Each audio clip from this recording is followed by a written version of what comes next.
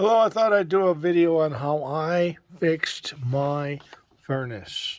It's a 95% or 96% furnace. It's got the big pipes that go in and go out. It's been in about 4 years. I've had a problem with a couple of diaphragms that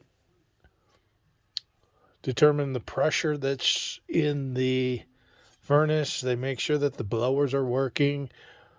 They only lasted about 4 years on the original one, and I replaced this, and these replacements only lasted about 14 months. So the first thing I do is find out there's lights. I've got it turned off right now. I'll turn it on, and you can see the LED lights that turn on. There's one light that turns on. Normally, it'll start like the blower just started, and I timed this. It started after 3 seconds, and then after 7 seconds, when it fails, you get a blink code. Okay, so I know what that blink code means after looking it up inside the panel. So I just wrote down at the start there's 2 greens. 3 seconds later, the blower comes on. 7 seconds later, if the light flashes, that means it's not going to start. That's my second annotation right there. Following this pattern, when I turn it on, I got 2 greens. 3 seconds later, the blower comes on. 33 seconds later, I'll get a flame and a yellow light. And then 27 seconds after that, the second blower comes on, and then it works fine. My problem is sometimes if that is bad, it won't allow the flame to start. So you got to write down the pattern while it's working so you know what you're working with. So I've done this before. So I will show you how I go about removing that. These things are supposed to be thumb screws, but you got to put them in with a screwdriver most of the time. When this bottom panel is off, there's a switch on it. Right now it'll never run. I'll turn it on. I get a green light, but it'll never come on because, oh, it does, because I've put this tape on here. So you'll see this tape simulates the cover being on, because when you put it together, you've got to let go of that switch, and then you don't know if it's going to run when you start it again. So right now it's failing because I got the blinking light. So I'll take this tape off so you can see that when that tape is not on and this switch pops out, the furnace will not run because it knows the cover is not on. To get to that switch inside here, they're located right here. I've taken one screw up, then I thought I'd do the video. So this is loose. I'll show you what I do to determine if that one of those diaphragms is bad. So in order to hold the camera and do this at the same time, I'm going to put that tape back on that switch.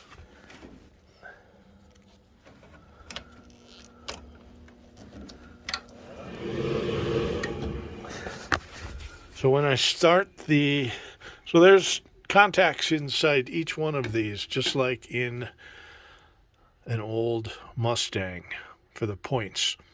So if I turn it on and I start to wrap it,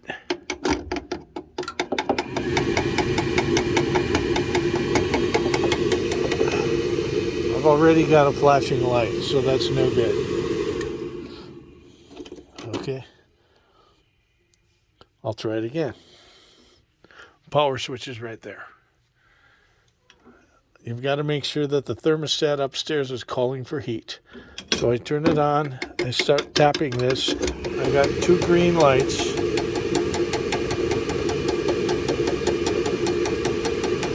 I got to fail. As soon as that light starts flashing, I know I got to fail. So this is what you do in an emergency, just to get the heater to flash, because of course it's going to quit in the middle of the night.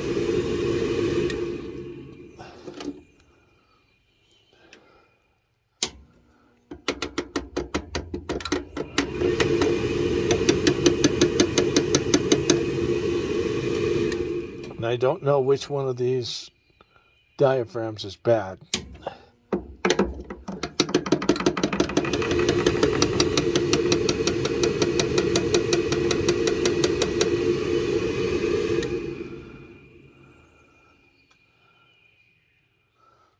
So these need to be level. That could be part of the problem. Let me pause this for a second. Okay, so I retightened that one screw, and now I'll turn it back on. See what we get. Forgot to tap it again. Sometimes it'll just start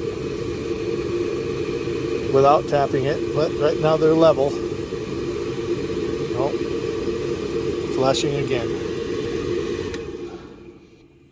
Now I'll tap it this time.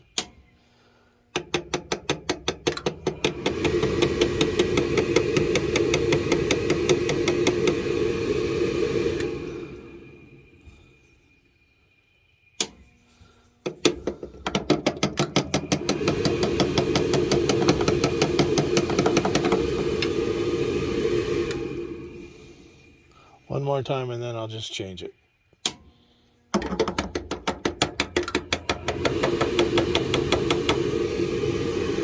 Okay, it doesn't want to work, so let me change this part out.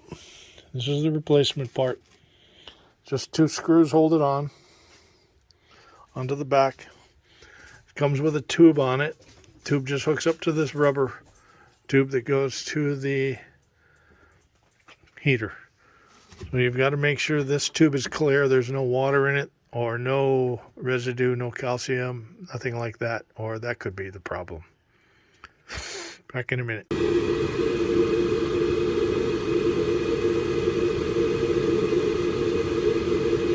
Well, I took it off and I just set it there. I turned the furnace back on. I haven't taken anything apart. And now it's been quite a while. I don't have a flashing. That blower just started and there's the flame. Now about 20 seconds later, the second blower is going to turn on. I got 2 greens and a yellow.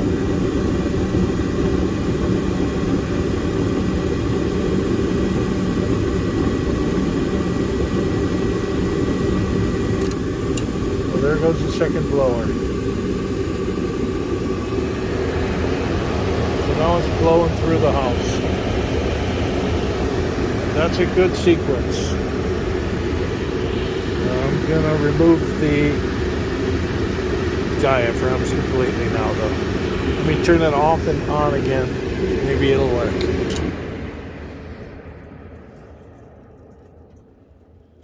On.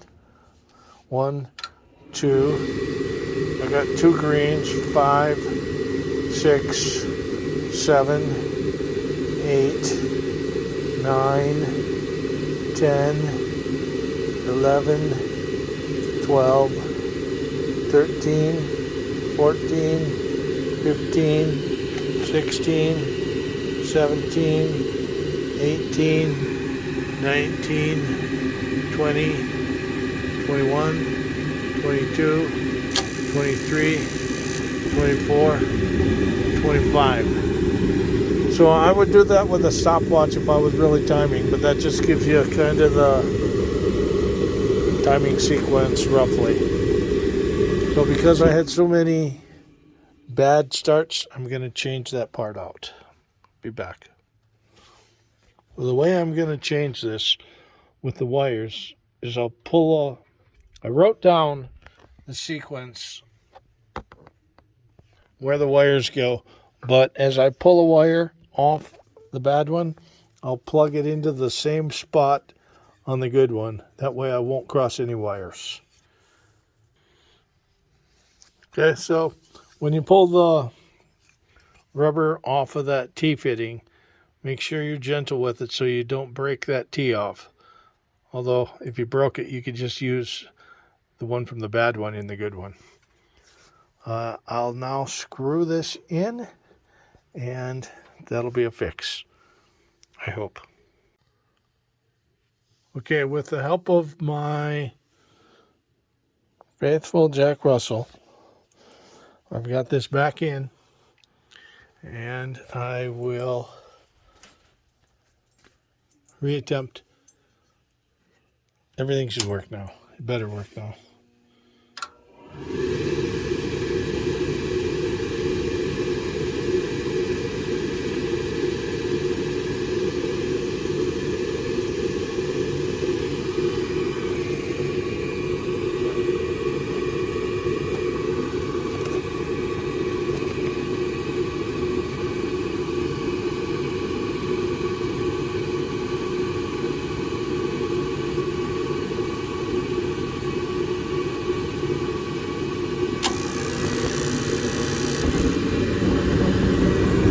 Good.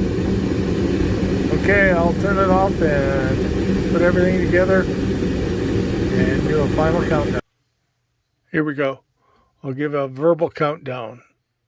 1, 2, 3, 4, 5, 6, 7, 8, 9, 10, 11, 12, 13, 14, 15, 16, 17, 18, 19, 20, 21, 22, 23, 24, 25, 26, 27, 28, 29, 30. So that's the way it should go. You need to go look at your system when it works, so you know how it works, when it works, and when something is wrong. I should have shown the code. It's on the back panel, or you can search it on the internet. This part was $68 14 months ago. It was $73 this time. But that's the fix.